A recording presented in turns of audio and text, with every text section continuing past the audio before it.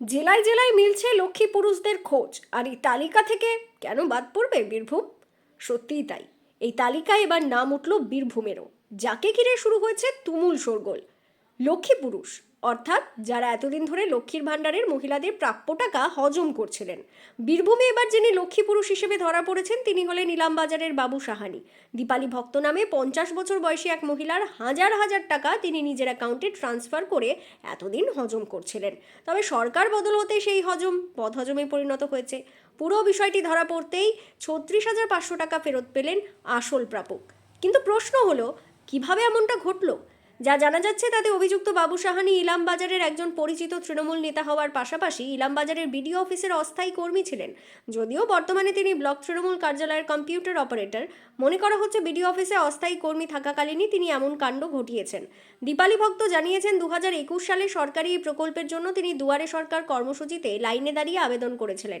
তারপর তার আবেদন মঞ্জুর হয় এবং টাকা ঢুকছে তা জানতে পারেন, কিন্তু সেই টাকা নিজের অ্যাকাউন্টে পাননি। এরপর বিভিন্ন জায়গায় লিখিত অভিযোগ দায়ের করেও সমাধান হয়নি। তবে এবার সরকার বদল হতেই দীর্ঘদিনের সমস্যার সমাধান হয়ে গেল চুটকিতে। এই ঘটনা নিয়ে দীপালি ভক্ত আর কি জানিয়েছেন। ওই 5 বছর বছর মানে প্রথম থেকে টাকাটা ঢোকে নাই, নিয়ে প্রথমে জানতে পারি না, পরে জানতে পেরেছি। জানার পরে বিডিও স্যারকে দরখাস্ত করার পরে টাকাটা পেয়েছি। কি হয়েছিল? কি হয়েছিল জানি না, টাকা ঢোকে নাই সেটাই জানি। টাকা ঢুকতো না। হ্যাঁ, বিডিওর কাছে গিয়ে কি জানতে পারলেন আপনি?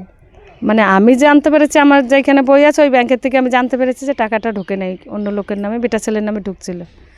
বিডিও স্যারকে দরখাস্ত দেওয়ার পরে উনি টাকাটা, মানে আগের স্যার দরখাস্ত দিয়েছিলাম, সেও চেষ্টা করেছিল, মানে যে নিয়েছিল দেয় নাই, এই ভোটের পরে সেই টাকাটা পেলাম, সে টাকাটা দিয়েছে। হ্যাঁ, মানে কার অ্যাকাউন্টে ঢুকতো জানা আছে?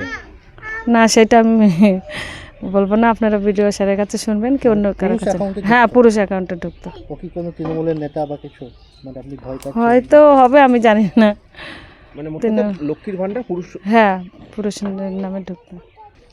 বিডিও অফিসে যে জানতে পারলাম টাকা অন্য লোকের নামে দরখাস্ত দিল, ব্যাংকের থেকে জানতে পেরেছি, বিডিও অফিস থেকে জানতে পারিনি। তারপর কি টাকাটা রিটার্ন পেয়েছেন আপনি? হ্যাঁ, টাকাটা রিটার্ন পেয়েছি, 36,500 টাকা। এটা কবে থেকে আপনার বন্ধ ছিল টাকা? টাকা আমার প্রথম থেকেই বন্ধ ছিল। কত সালে অ্যাপ্লাই করেছিলেন? কত সালে পিঙ্কি?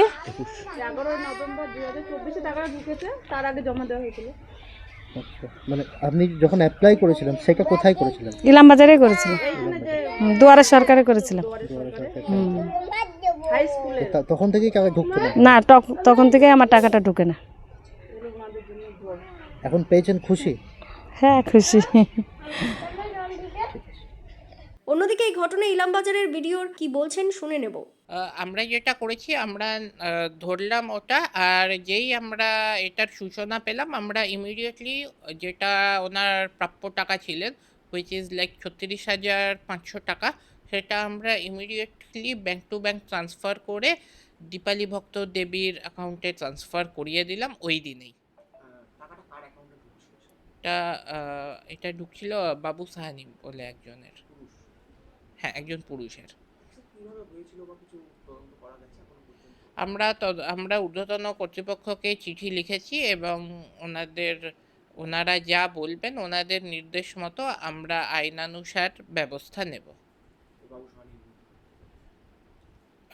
যেরকম আছে, যা ডিউ প্রসেস অফ ল যেটা, সেটা ফলো করা হবে। ইলামবাজারে বিজেপি নেতা সুখদেব বিশ্বাস জানিয়েছেন, লক্ষ্মীর ভাণ্ডারের নামে এতদিন নারায়ণ ভাণ্ডার পেতেন বাবু সাহানি, এখন সব বদহজম হয়েছে।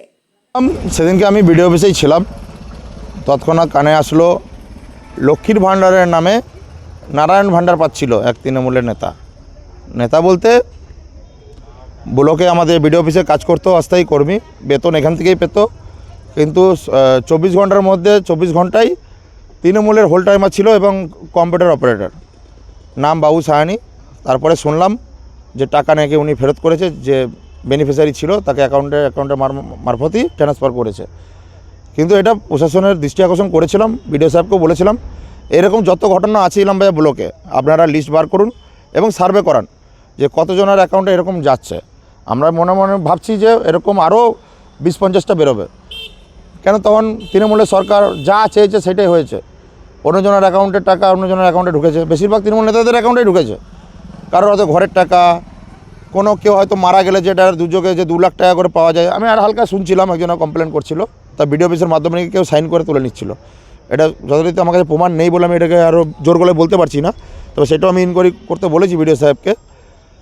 এবং এই যে ব্যক্তিটা আজকে যার বিরুদ্ধে অভিযোগ উঠছে বাবু সাহানি, ব্লক সভাপতির ডান হাত বললেই চলে, টোটাল যাবতীয় ব্লকের কাজ ওর আন্ডারে হতো, কম্পিউটার অপারেটর।